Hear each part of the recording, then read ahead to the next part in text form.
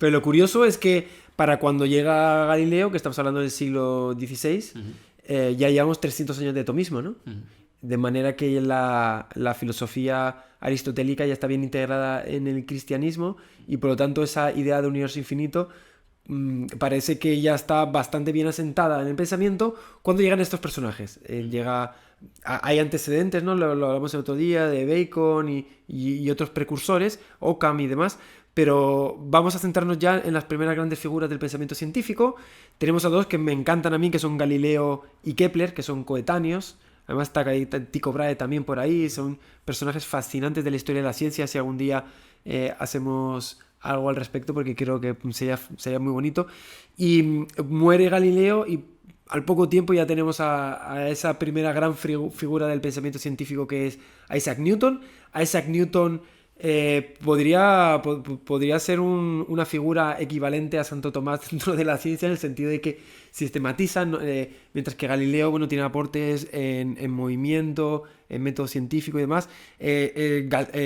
Newton propone todo un esquema de trabajo, o sea, realmente no expone una teoría particular, sino una forma de trabajar en física y de entender el universo. Lo que hace es propone: el universo es así, crea una especie de paradigma científico respecto a cómo entender la realidad, y a partir de ahí crea unos instrumentos con los cuales empezar a trabajar. O sea, realmente inicia una nueva era dentro del desarrollo científico, aportando todo un esquema básico de trabajo con el cual a partir de ahí ya viene Lagrange, viene Laplace y vienen otros grandes científicos que con esas herramientas construyen todo el sistema moderno. Pero lo primero que da Newton es un paradigma, y ese paradigma está basado en una cosmovisión en la cual ese universo es infinito, que es un poco lo que hablábamos en el capítulo anterior, ¿no? Por resumir un poquito cómo era esa cosmovisión.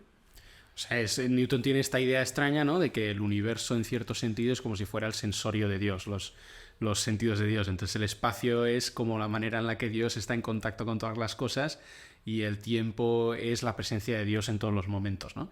Entonces es como una visión entre panteísta o panenteísta y tal. Y claro, como Dios es infinito, pues esa infinitud de alguna manera se va a trasladar también al universo. Newton fue un personaje muy interesante porque, aparte de ser un gran científico, mucha gente no sabe que casi le dedicó más tiempo a la teología ¿y sabías que era arriano? Sí, me suena. Y se jugó el cuello por ser arriano. Bueno, el arrianismo es una herejía, ¿no? Sí. O una secta del cristianismo, y que había muerto para entonces. Creo que desapareció básicamente en los 600, pero Pues él era ferviente creyente del arrianismo y se jugó su cuello porque dentro de su cátedra pues estaba asumido cierta posición religiosa y se llegó a jugar el cuello. Pero lo curioso es que como hijo de su tiempo, él estaba... Recordemos, estamos hablando del siglo XVII, 1660. La ciencia todavía jugueteaba con la astrología. Kepler hacía tarot y echaba cartas y predecía. Kepler se ganaba parte de su vida haciendo predicciones para reyes. qué bueno. Sí. Y tenía, bueno, por ejemplo, tiene una teoría Kepler de, bueno, que de la Tierra respira. Luego tiene otra teoría en la que los planetas están inscritos en sólidos pitagóricos. Vale. Pitagóricos no, Platónicos. platónicos. En los sólidos regulares. En definitiva, hay mucho misticismo en el trabajo de Kepler. Newton fue teólogo y fue alquimista. Entonces, creo que también es interesante remarcar que estamos ante un pensamiento que todavía no se ha desligado todavía de los antecedentes y caminan entre lo científico moderno y lo mágico. Sí, para ellos era como muy natural, ¿no? Como realmente no lo sentían en ningún sentido como algo que estuviera incompatible o que estuviera en conflicto ni nada. Era como...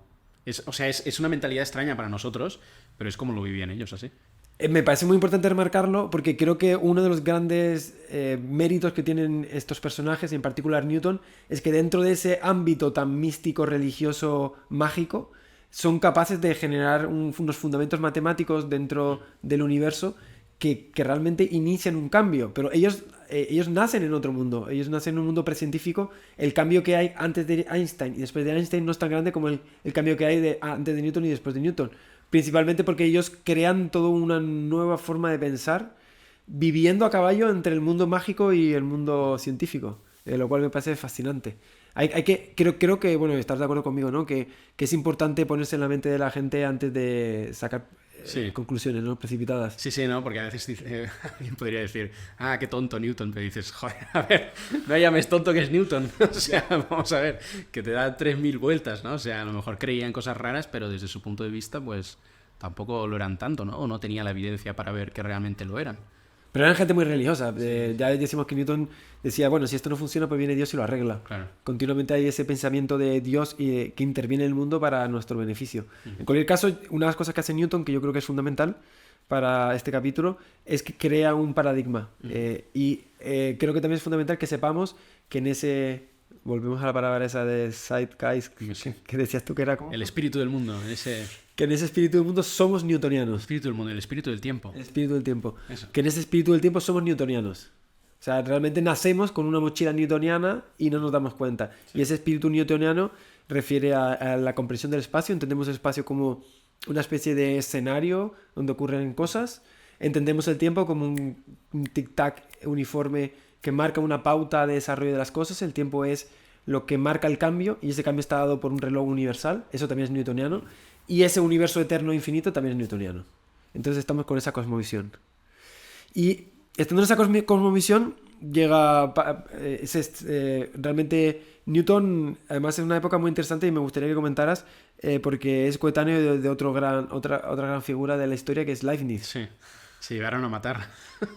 Newton fue muy conflictivo, se llevó a matar con muchas personas. Yo no sé si Leibniz era tan polémico. No, Leibniz por él mismo no, pero Newton... Si le buscabas las cosillas... Sí, o sea, Newton le arruinó la vida, tal cual. O sea, se va un poco del tema, pero... O sea, ellos al parecer descubren el cálculo infinitesimal de manera paralela y sin tener contacto. Pero Newton nunca se lo creyó eso. Siempre estaba convencido de que Leibniz le había robado el trabajo, de alguna manera.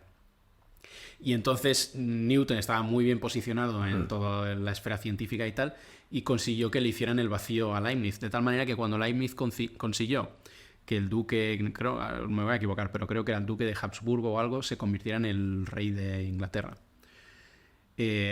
Pues en lugar de llevárselo con él, lo dejó, lo abandonó, el duque lo abandonó, y entonces se murió solo. Y a su funeral no fue nadie. O sea, era como muy triste. Se murió completamente solo por culpa de Newton. Newton, que hay que decirlo además, consiguió una posición de presidente de la Royal Society y desde esa posición de presidente estableció un tribunal para dirimir la cuestión de la primacía en el cálculo, tribunal que él dirigía. Yeah. Y podemos imaginar cuál fue el resultado del tribunal, ¿no? Exacto, efectivamente. Pero él se enfrentó a muchas personas. Las personas que se enfrentaron fueron desgraciadas porque se enfrentaron a la mente más poderosa y unas personas más trastornadas que ha pasado también por la historia del pensamiento, porque era un auténtico psicópata. Pilló también de por medias a Hooke y que quemó el único cuadro que había de Hooke, porque había un cuadro de todos los presidentes de la Royal Society y lo quemó.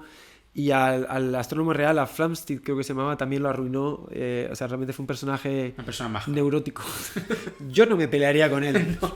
Me imagino ser vecino de Newton, no debe ser. Pero en cualquier caso, sí me interesa saber un poquito más de la mente. Y, creo que es un personaje fascinante, Leibniz.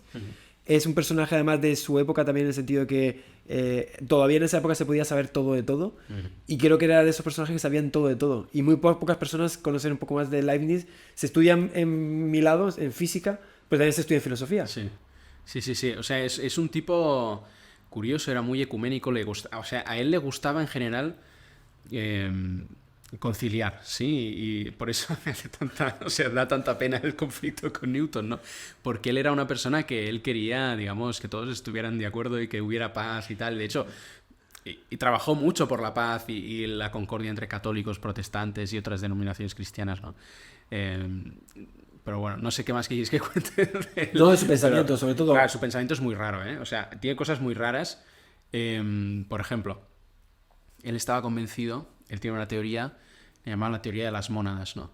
Entonces, él es como... Cada sustancia individual es una mónada, ¿vale? Pero una mónada que es como una sustancia completamente aislada de todas las demás, ¿sí? Sin ventanas. Es decir, realmente tú y yo no estamos interactuando entre nosotros, ¿no? Sino que tú eres una sustancia individual aislada de mí y todo lo que vives, toda tu vida, es un desarrollo esencial de tu propia individualidad, ¿vale?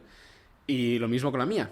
Lo que pasa es que Dios ha, de alguna manera, armonizado también las cosas, que el desarrollo interno que tú tienes coincide a la perfección con el que yo tengo. Están como sincronizados. Entonces, aunque realmente no estamos intercambiando palabras, tú estás teniendo la experiencia de que estás hablando conmigo y yo estoy teniendo la experiencia de que tú estás hablando conmigo, ¿no? Pero es muy loco, porque es como... O sea, en el fondo es como... En el fondo da gracia, ¿no? Porque es como Leibniz con su filosofía se genera un problema, que es que ahora no puede haber comunicación entre las sustancias, y para resolver ese problema que se ha generado, en lugar de digamos, dar los pasos hacia atrás y deshacer ese pensamiento, dice, no, pues entonces Dios viene y resuelve el problema, ¿no? Es un poco como Newton con sus problemas científicos, pues Leibniz también con sus problemas filosóficos también apelaba a este Deus ex machina para solucionarlos. Pero referente también al tema que nos ocupa del inicio del universo y cómo se crea el universo, tiene una forma también particular. Me suena esa frase de vivimos en el mejor mundo posible. Claro, o sea, a ver, Leibniz ahí se inscribe en la tradición cristiana, por tanto la idea es que el mundo tiene un inicio temporal, ¿no? Es Dios el que crea el mundo, Dios es esa sustancia suprema que tal, que lo crea, y Dios lo que hace es, Dios es omnisciente, conoce todas las posibilidades, ¿sí? Y lo que hace es decidir cuál de esas posibilidades crea, y como tiene que decidirlo de una manera racional, lo que hace es escoger la que es mejor. Por tanto, vivimos en el mejor de los mundos posibles. No todo el mundo estará de acuerdo con eso, o al menos creerán que se puede estar mejor, pero bueno, por lo menos Leonardo DiCaprio desde su yate seguramente esté de acuerdo con Leibniz, ¿no? Sí, sí.